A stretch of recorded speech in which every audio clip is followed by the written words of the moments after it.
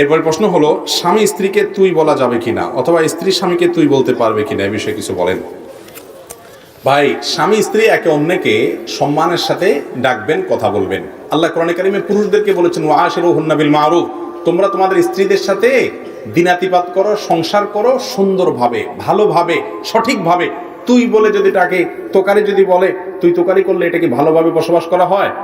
না, এটা ভালোভাবে বসবাস করা হয়, এটা ছোট লোকই। রাগের চোটে স্ত্রীকে তুই তোকারি করলে এটা জায়েজ নাই।